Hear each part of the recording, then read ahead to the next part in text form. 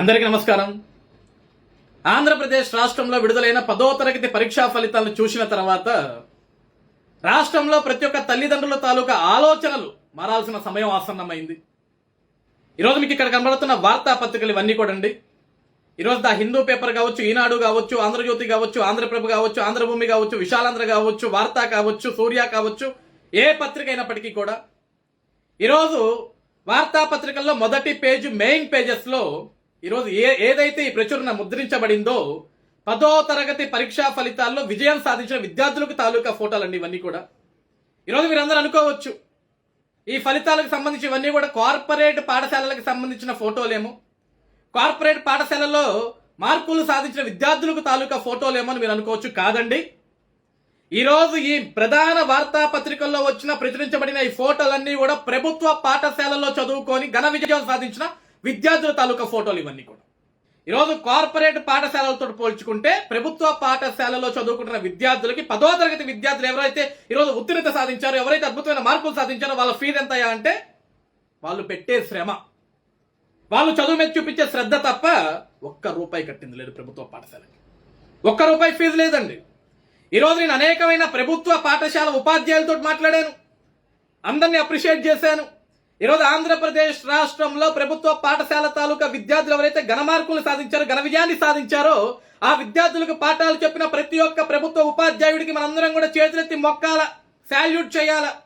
ఎందుకంటే ప్రైవేట్ పాఠశాలలకు ధీటుగా, కార్పొరేట్ పాఠశాలలకు ధీటుగా ఈరోజు ఆంధ్రప్రదేశ్ రాష్ట్రంలో ప్రభుత్వ పాఠశాలలు నిలబెట్టారు. ప్రభుత్వ పాఠశాలలో చదువుకుంటున్న విద్యార్థులు ఈరోజు ఆంధ్రప్రదేశ్ రాష్ట్రం మొత్తం చూసే విధంగా, గర్వపడే విధంగా, మెచ్చుకునే విధంగా తీర్చిదిద్దారు. ఈరోజు వాళ్ళు మార్కులు సాధించే విధంగా ఈరోజు ప్రతి ఒక్క ప్రభుత్వ పాఠశాలలో ఉన్న ఉపాధ్యాయులు ఆ విద్యార్థులకి ఆ చదువును నేర్పించారు. నిజంగా వీ షుడ్ అప్రిషియేట్ దెమ్. ఈరోజు మార్కులు సాధించిన విద్యార్థులతో పాటు ఆ మార్కులు సాధించడానికి కారణమైన ఉపాధ్యాయులు కూడా మనం మెచ్చుకోవాలి. ఆంధ్రప్రదేశ్ రాష్ట్ర గౌరవ విద్యాశాఖ మంత్రి వర్యులు నారా లోకేష్ గారు ఏ రోజైతే ఆంధ్రప్రదేశ్ రాష్ట్రంలో విద్యాశాఖ మంత్రిగా ప్రమాణ స్వీకారం చేశాడో నాటి నుండి నేటి వరకు అనుకున్న ఆలోచన ఒకటే, కార్పొరేట్ పాఠశాలలకి ధీటుగా ప్రభుత్వ పాఠశాలని తీర్చిదిద్దాలి, కార్పొరేట్ పాఠశాలలకు వెళ్లే విద్యార్థుల సంఖ్య తగ్గాలి, ప్రభుత్వ పాఠశాలకు రావాల్సిన విద్యార్థుల సంఖ్య పెరగాలి అని. ఈరోజు దాని ద బెస్ట్ ఎగ్జాంపుల్ ఈరోజు ఈ మార్కులు, ఈరోజు ఈ వార్తాపత్రికల్లో వచ్చిన ఈ ప్రచునార్థం ఇవన్నీ కూడా ఆంధ్రప్రదేశ్ రాష్ట్రంలో ఉన్న తల్లిదండ్రులు అందరూ కూడా చూడాలమ్మా. ఈ రోజు కార్పొరేట్ పాఠశాలలో ఒక విద్యార్థి 10వ తరగతి పూర్తి చేయాలి అంటే ఆ విద్యార్థి తాలూకా తల్లిదండ్రులు ఆ పాఠశాలకి కట్టాల్సిన ఫీజు దాదాపుగా 50,000 నుంచి ₹1,00,000 ఉంటుంది. అది కూడా ఆ పాఠశాల భవనం బట్టి, దాని మెయింటెనెన్స్ బట్టి, వాటి హంగు ఆర్భటాలు బట్టి. కానీ అదే తల్లిదండ్రులు అదే విద్యార్థిని ప్రభుత్వ పాఠశాలలో ఉంచి 10వ తరగతి పూర్తి చేయాలి అంటే ఆ ప్రభుత్వ పాఠశాలలో ఆ తల్లిదండ్రులు కానీ, ఆ విద్యార్థి కానీ ఆ ప్రభుత్వ పాఠశాలకి కట్టాల్సిన ఫీజు ఎంత అంటే ఏమీ లేదండి.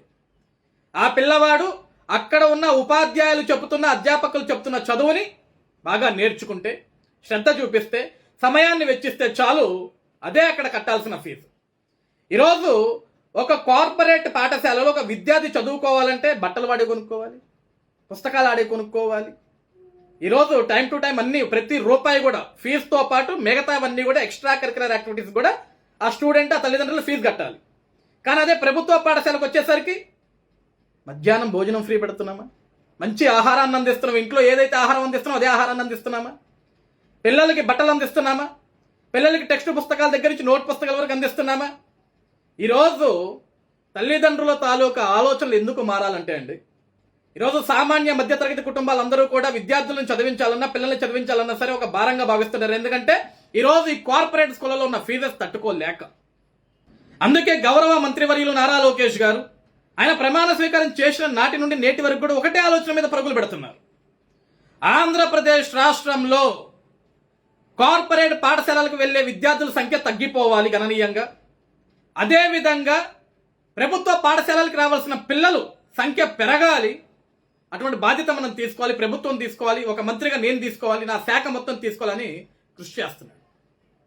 ఈరోజు ఆంధ్రప్రదేశ్ రాష్ట్రంలో ప్రతి ఒక్క తల్లిదండ్రులు ఎవరైతే ప్రభుత్వ పాఠశాలలో వాళ్ళ బిడ్డలు చదివిస్తున్నారు, ఈరోజు వాళ్ళు గర్వంగా ఫీల్ అవుతారు. నిన్న ఏదైతే 10వ తరగతి పరీక్షకు తాలూకా ఫలితాలు వచ్చాయో ఆ ఫలితాలకి తాలూకా ఈరోజు ఆంధ్రప్రదేశ్ రాష్ట్ర వ్యాప్తంగా ప్రతి ఒక్క ప్రజానికాన్ని చూసే విధంగా, ప్రతి ఒక్క ప్రజానికాన్ని కనపడే విధంగా ఏదైతే ఈరోజు ఈ వార్తాపత్రికల్లో ఆ బిడ్డల ఫోటోలు వచ్చాయో, ప్రచురించబడ్డాయో, ఇదంతా గర్వకారణం అండి.